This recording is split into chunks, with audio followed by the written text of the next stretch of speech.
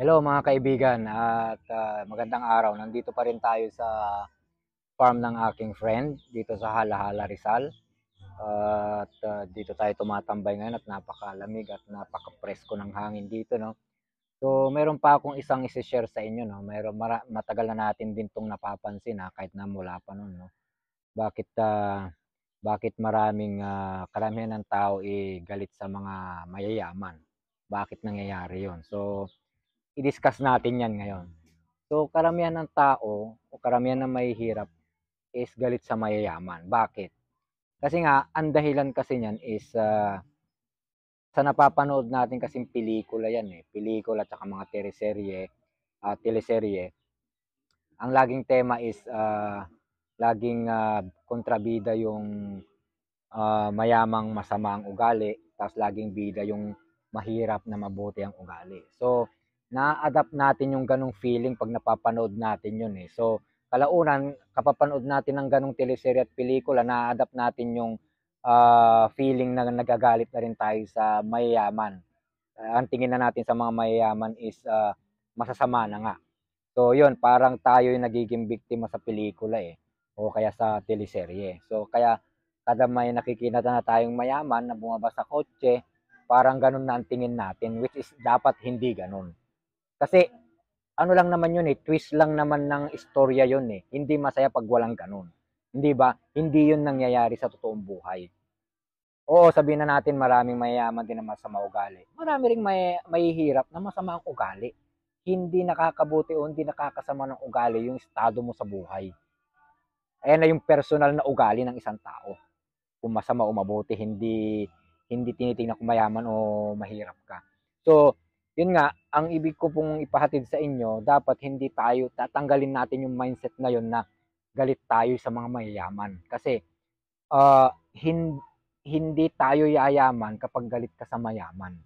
Hindi ka aasenso kung galit ka sa mayaman. Paano ka magiging sa taong gusto mo kung galit ka doon?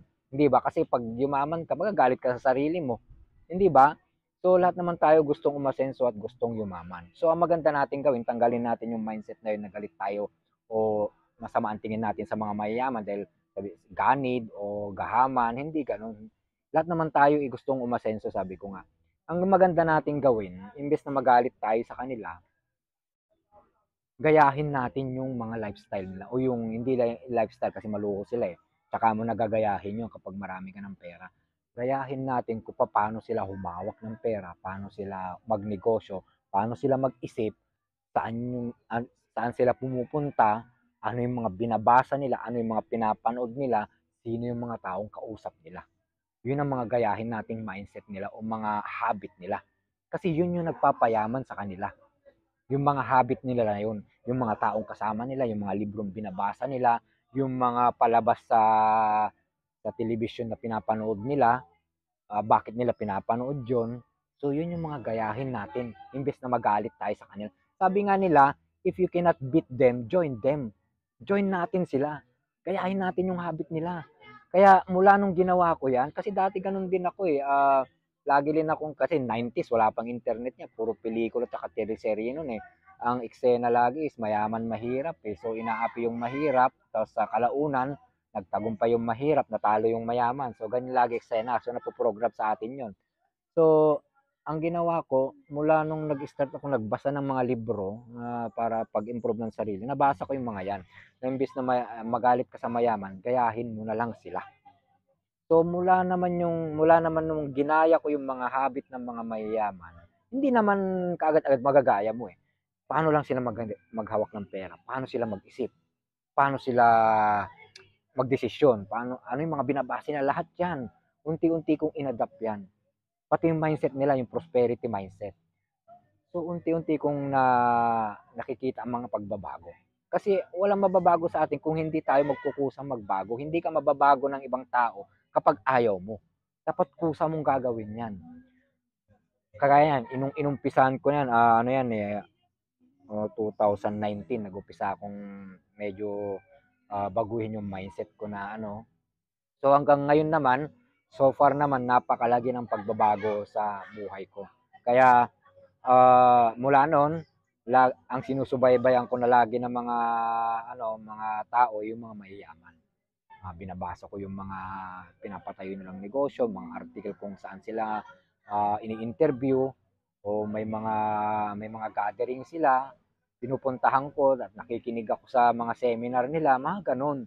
So mula nun, yung ganung habit na ginawa ko, na ginaya ko, kasi napakalaki ng tulong.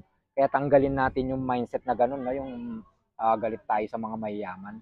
Kasi alam mo, sa totoo lang, hindi ako galit sa mahihirap, hindi ko rin kinakampiyan ng mayayaman. Ito'y pagkukumpara lang sa magkaibang mindset ng tao na yan. Kasi kung galit ka sa mga mayayaman, alam mo kung bakit?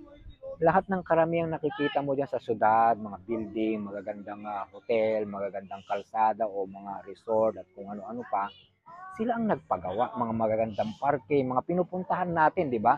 Pinupuntahan lagi ng mga mall. Pag-aari ng mayayaman yan eh. Kung galit ka sa mayayaman, huwag kang pumunta sa mga lugar nila na yan.